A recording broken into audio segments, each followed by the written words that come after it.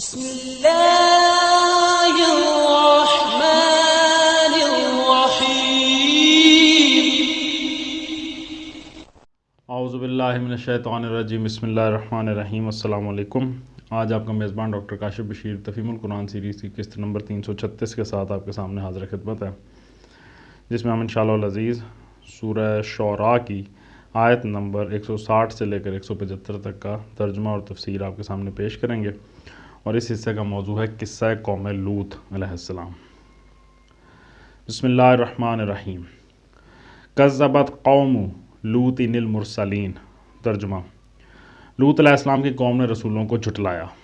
تفسیر میں اس حوالے سے کافی ساری تفصیلات سورہ اعراف، سورہ ہود، سورہ ہجر، سورہ انبیاء، سورۃ النمل، سورۃ العنکبوت اور سورہ صافات اور سورہ قمر میں آئی ہوئی۔ اذ قال لهم اخوهم لوط الا تتقون۔ ترجمہ: یاد کرو جب کہ ان کے بھائی لوط علیہ السلام نے ان سے کہا تھا، کیا تم ڈرتے نہیں؟ انی لکم رسول امین۔ ترجمہ: میں تمہارے لیے ایک امانت دار رسول ہوں۔ فاتقوا اللہ واطیعون۔ ترجمہ: لہٰذا تم اللہ سے ڈرو اور میری اطاعت کرو۔ وما اسألکم علیہ من اجر ان اجری الا علی رب العالمین۔ ترجمہ: میں اس کام پر تم سے کسی اجر کا طالب نہیں ہوں، میرا اجر تو رب العالمین کے ذمے ہے۔ اتاتون الذکران من العالمین۔ ترجمہ: کیا تم دنیا کی مخلوق میں سے مردوں کے پاس جاتے ہو؟ تفسیر میں آتا ہے اس کے دو مطلب ہو سکتے ہیں۔ ایک ہے کہ ساری مخلوق میں سے صرف مردوں کو تم نے اس غرض کے لیے چھانٹ لیا ہے کہ ان سے خواہش نفس پوری کرو، حالانکہ دنیا میں بکثرت عورتیں موجود ہیں۔ دوسرا مطلب یہ ہے کہ دنیا بھر میں ایک تم ہی ایسے لوگ ہو جو شہوت رانی کے لیے مردوں کے پاس جاتے ہو، ورنہ انسانوں میں کوئی دوسری قوم ایسی نہیں ہے، بلکہ حیوانات میں سے بھی کوئی جانور یہ کام نہیں کرتا۔ اس دوسرے مفہوم کی صراحت سورہ اعراف اور سورہ عنکبوت میں بھی کی گئی ہے، جہاں پہ آیا ہے جس کا ترجمہ ہے کہ کیا تم وہ بے حیائی کا کام کرتے ہو جو دنیا کی مخلوق میں سے کسی نے تم سے پہلے نہیں کیا۔ وَتَذَرُونَ مَا خَلَقَ لَكُمْ رَبُّكُمْ مِنْ أَزْوَاجِكُمْ بَلْ أَنْتُمْ قَوْمٌ عَادُونَ۔ ترجمہ: اور تمہاری بیویوں میں تمہارے رب نے تمہارے لیے جو کچھ پیدا کیا ہے اسے چھوڑ دیتے ہو، بلکہ تم لوگ تو حد سے ہی گزر گئے ہو۔ تفسیر میں آتا ہے اس کے بھی دو مطلب ہو سکتے ہیں۔ ایک یہ کہ خواہش کو پورا کرنے کے لیے جو بیویاں خدا نے پیدا کی تھی انہیں چھوڑ کر تم غیر فطری ذریعے یعنی مردوں کو اس غرض کے لیے استعمال کرتے ہو۔ دوسرا مطلب یہ بھی ہو سکتا ہے کہ خود ان بیویوں کے اندر خدا نے اس خواہش کی تکمیل کا جو فطری راستہ رکھا تھا اسے چھوڑ کر تم غیر فطری راستہ اختیار کرتے ہو۔ اس دوسرے مطلب میں یہ اشارہ نکلتا ہے کہ وہ ظالم لوگ اپنی عورتوں سے بھی خلاف وضع فطری فعل کا ارتکاب کرتے تھے، بعید نہیں کہ وہ یہ حرکت خاندانی منصوبہ کی خاطر کرتے ہوں۔ آیت کے آخری حصے میں ہے کہ بلکہ تم لوگ تو حد سے ہی گزر گئے ہو۔ اس کے حوالے سے تفسیر میں آیا کہ یعنی تمہارا صرف یہی ایک جرم نہیں ہے، تمہاری زندگی کا تو سارا ہنجار ہی حد سے زیادہ بگڑ چکا ہے۔ قرآن مجید میں دوسرے مقامات پر ان کے اس عام بگاڑ کی کیفیت اس طرح بیان کی گئی ہے کہ سورہ النمل کی آیت نمبر 54 میں آیا، کیا تمہارا یہ حال ہو گیا ہے کہ کھلم کھلا دیکھنے والوں کی نگاہوں کے سامنے فحش کام کرتے ہو؟ پھر سورہ العنکبوت کی آیت نمبر 29 میں آیا، کیا تم ایسے بگڑ گئے ہو کہ مردوں سے مباشرت کرتے ہو، راستوں پر ڈاکے مارتے ہو اور اپنی مجلسوں میں اعلانیہ برے کام کرتے ہو؟ قالوا لئن لم تنتہی یا لوط لتکونن من المخرجین۔ ترجمہ: انہوں نے کہا، اے لوط اگر تو ان باتوں سے باز نہ آیا تو جو لوگ ہماری بستیوں سے نکالے گئے ہیں ان میں تو بھی شامل ہو کر رہے گا۔ تفسیر میں آتا ہے یعنی تجھے معلوم ہے کہ اس سے پہلے جس نے بھی ہمارے خلاف زبان کھولی ہے یا ہماری حرکتوں پر احتجاج کیا ہے یا ہماری مرضی کے خلاف کام کیا ہے وہ ہماری بستیوں سے نکالا گیا۔ اب اگر تو یہ باتیں کرے گا تو تیرا حشر بھی ایسا ہی ہوگا۔ سورہ اعراف اور سورہ نمل میں بیان ہوا ہے کہ حضرت لوط علیہ السلام کو یہ نوٹس دینے سے پہلے اس شریر قوم کے لوگ آپس میں یہ طے کر چکے تھے، جیسے کہ بیان کیا گیا کہ لوط اور اس کے خاندان والوں اور ساتھیوں کو اپنی بستی سے نکال باہر کرو، یہ لوگ بڑے پاک باز بنتے ہیں، ان صالحین کو باہر کا راستہ دکھاؤ۔ قال انی لعملکم من القالین۔ ترجمہ: اس نے کہا تمہارے کرتوتوں پر جو لوگ کوڑ رہے ہیں میں ان میں شامل ہوں۔ رب نجنی و اہلی مما یعملون۔ ترجمہ: اے پروردگار مجھے اور میرے اہل و عیال کو ان کی بد کرداریوں سے نجات دے۔ تفسیر میں آتا ہے اس کا یہ مطلب بھی ہو سکتا ہے کہ ہمیں ان کے اعمال بد کے برے انجام سے بچا، اور یہ مطلب بھی لیا جا سکتا ہے کہ اس بدکردار بستی میں جو اخلاقی گندگیاں پھیلی ہوئی ہیں ان کی چھوت کہیں ہماری آل اولاد کو نہ لگ جائے، اہل ایمان کی اپنی نسلیں کہیں اس بگڑے ہوئے ماحول سے متاثر نہ ہو جائیں۔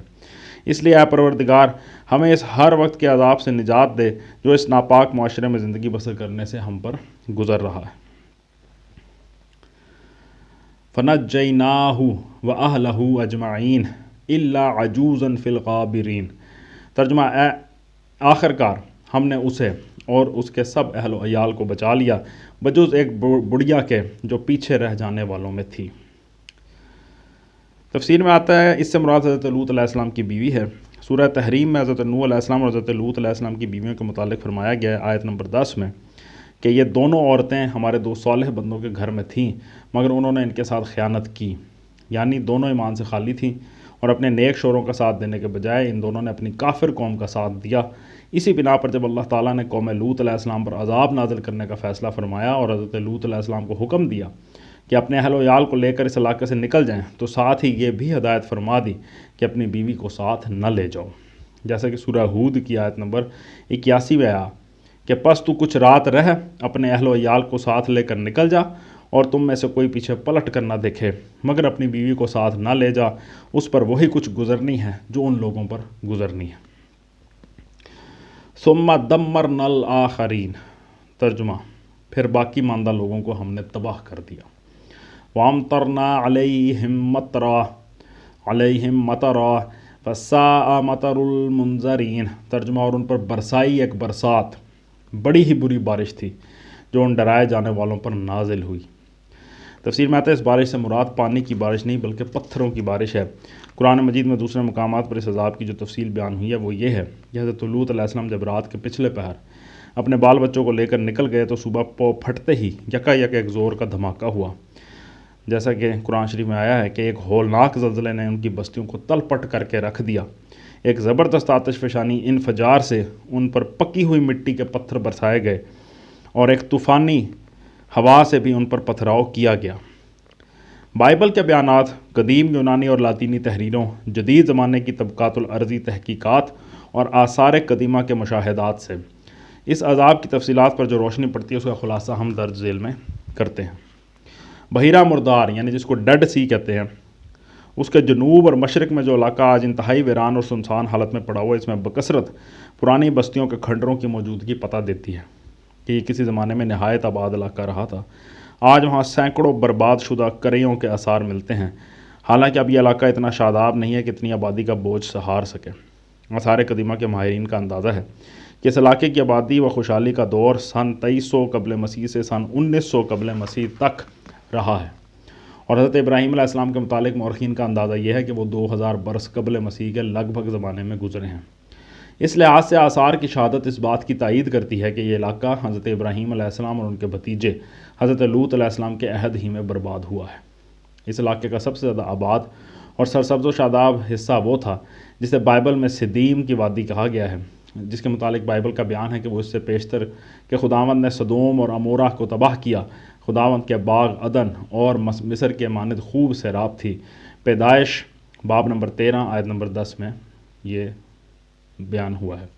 موجودہ زمانے کے محققین کی عام رائے یہ ہے کہ وہ وادی اب بحیرہ مردار کے اندر غرق ہے، اور یہ رائے مختلف آثار کی شہادتوں سے قائم کی گئی ہے۔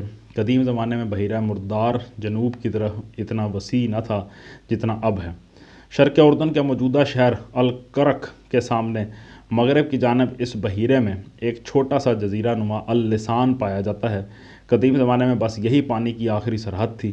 اس کے نیچے کا حصہ جہاں پانی پھیل گیا ہے، جسے ملحقہ نقشے میں یہاں پہ انہوں نے شو کیا ہے، پہلے ایک سرسبز آبادی کی شکل میں آباد تھا، اور یہی وہ وادی سدیم یا سدوم تھی جس میں قوم لوط علیہ السلام کے بڑے بڑے شہر سدوم، عمورہ، عدمہ، سنبوئم اور زغر واقع تھے۔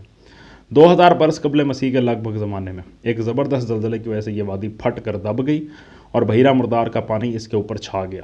آج بھی یہ بحیرہ کا سب سے زیادہ اتھلا حصہ ہے، مگر رومی عہد میں یہ اتنا اتھلا تھا کہ لوگ اللسان سے مغربی ساحل تک چل کر پانی میں سے گزر جاتے تھے۔ اس وقت تک جنوبی ساحل کے ساتھ ساتھ پانی میں ڈوبے ہوئے جنگلات صاف نظر آتے ہیں، بلکہ یہ شبہ بھی کیا جاتا ہے کہ پانی میں کچھ عمارات ڈوبی ہوئی ہیں۔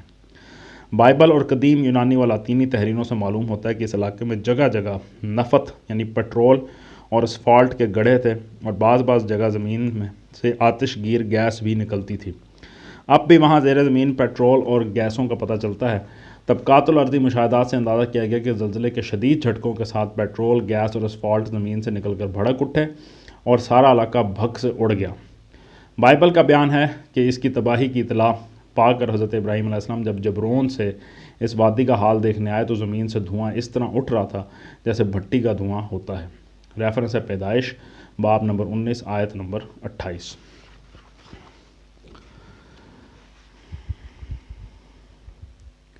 ان فی ذالک لآیہ وما کان اکثرہم مؤمنین۔ ترجمہ یقیناً اس میں ایک نشانی ہے مگر ان میں سے اکثر ماننے والے نہیں۔ وَإِنَّ رَبَّكَ لَهُوَ الْعَزِيزُ الرَّحِيمُ۔ ترجمہ اور حقیقت یہ ہے کہ تیرا رب زبردست بھی ہے اور رحیم بھی۔ صدق اللہ العلی العظیم۔ الحمدللہ آج ہم نے سورہ شعراء کی آیت نمبر 175 تک کا ترجمہ اور تفسیر آپ کے سامنے پیش کیا۔ اللہ تعالیٰ سے دعا ہے، اللہ تعالیٰ کا لاکھ لاکھ شکر ہے، اس کی تمام نعمتوں کا، تمام آسانیوں کا، تمام کرم کا، تمام رحمتوں کا، ہر طرح کی آسائشوں کا، ہر طرح کی نعمتوں کا اللہ تعالیٰ کا لاکھ لاکھ شکر ادا کرتے ہیں اور اللہ تعالیٰ سے معافی مانگتے ہیں اپنی ناشکریوں کی، اور اللہ سے دعا ہے کہ اللہ تعالیٰ ہمیں زیادہ سے زیادہ شکر ادا کرنے کی توفیق عطا فرمائے۔ اسی دعا کے ساتھ آپ سے اجازت چاہیں گے۔ اپنا بہت خیال رکھیں۔ آپ لوگوں کا بہت بہت شکریہ۔ اللہ حافظ۔